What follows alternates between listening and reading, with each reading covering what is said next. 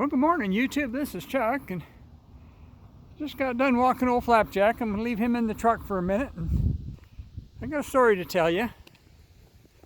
Let's see if I can spin this around and keep you out of the sun a little bit here. But it's Wednesday, November 1st. We made it through Halloween with no problem. And as most of you know, that I'm a volunteer here at the museum, and I come over here most every morning and walk my dog. And part of my job as a volunteer at the museum is I take care of the old fire truck. And I got a couple stories for you this morning that kind of involve the old fire truck, and I figure I'll see if I can get through this. I've been thinking about it a little bit, but they're both kind of a little bit on the offbeat side. So let's walk. We're walking over there and get over here in the shadow where the light's a little bit better. There we go. Anyway, part of what I do most every morning when I walk the dog over here is I walk past the little building where the fire truck's at down here, and I make sure the door's closed and make sure the old truck's okay and that nobody's broke the windows or anything. And that kind of made me think about this story. I was going to clean the windows over there, but if you notice this window especially, I don't know if you can see it on camera, but it's covered with handprints and nose smudges and everything, where people go and look through the window at the truck. And I try to get over here and run it every couple of weeks, and then take it out and drive it every once in a while to get all the lubricants all stirred up in it. But that's not really what my story's about today. But anyway, I got a call one day from the museum, and they had some people wanted to do a photo shoot of the old fire truck. And I thought, well, that's kind of interesting because it doesn't really have any antique value. It's just a sentimental value that it's ours, but it is 80 years old. So they asked me to call these people, so I did. And they wanted to come over in the morning when it was in the shade like it is now, and they wanted to take a bunch of pictures. And so I thought, okay, that's fine.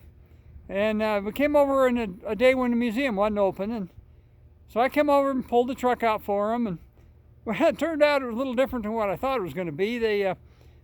These people were fans of the rockabilly lifestyle, if you will. And I don't know if you're familiar with that, but it's kind of the dress up of the 40s and 30s and 40s, and it's got its own brand of music, and it's kind of affiliated with the rat rod phenomenon, and it kind of has evolved into a lifestyle. If you go on YouTube and you type in rockabilly, there'll be all kinds of stuff that'll tell you about it.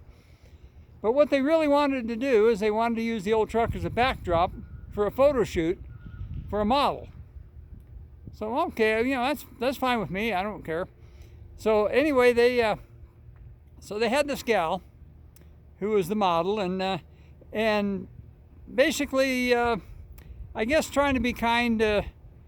She was maybe a few years and a few pounds past her prime, but she had the wardrobe and the look down absolutely nailed.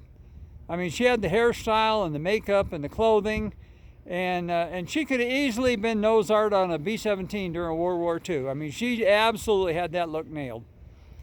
And the photographer was wanted to use the old truck as a backdrop for the photo shoot.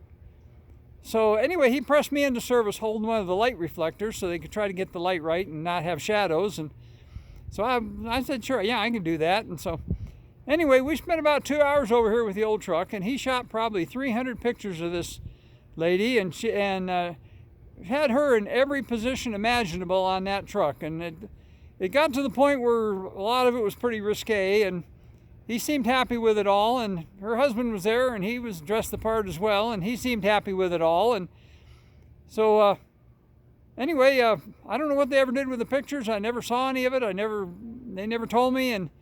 But they took a whole bunch of pictures, and I spent 2 hours with him where that lady crawled all over the truck, and like I say, just about every position imaginable. So that was kind of my first story. It was kind of I guess, interesting to say the least. It got to the point where I was actually a little bit uncomfortable, but sometimes we got to get outside our comfort zone, and all I was holding the reflector. So anyway, that's my first story. My second story had a similar start, and it involved a student filmmaker, a guy who he was an aspiring filmmaker, lived here in town, and he was taking an online course on how to make movies.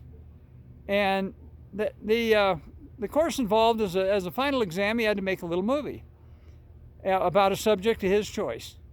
Well, he had kind of an interest in the whole Mogollon Monster thing, which is, Mogollon Monster, of course, is the local version of Bigfoot. And so he contacted the museum, and the museum put him in contact with me. So initially, he just was wanting information from me. So I contacted my partner, Kevin, and we both met with him, and he was so, I guess he was kind of struck by what we were doing and our method of research and what we learned. And so he changed up his movie a little bit, and he decided that he wanted to do it about the Mogollon Monster and actually feature us rather than just the story. So as part of that, and knowing what I did with the museum, he got interested in the old fire truck as well. And so he led off his little short movie he made over here at the museum with me working on the old fire truck and pulling it outside and stuff. So anyway, he got done with his movie, he submitted it, he got an excellent grade, and the online school that he was actually attending was so impressed with his work that they actually used it on their website for a while. And I'll include a link to that, I'll pin it to the comments at the bottom of this video. But he ended up interviewing me and interviewing Kevin, and like I say, the old fire truck was kind of the lead off to his movie. But he had some pretty interesting ways of doing stuff, and I learned a little bit about movie making from him. And I haven't talked to him in quite a while, and I don't know how he's doing. I went and checked his YouTube channel, and he didn't have a whole lot of new stuff on there. But his little movie he made about Kevin and I, and it got over 10,000 views, and more views than anything else he's got on his channel. So just a couple little quick stories, and it's a cool day this morning over here. It's probably in the 40s, but there's a bit of a wind chill. So the wind chill probably puts it down in the 30s.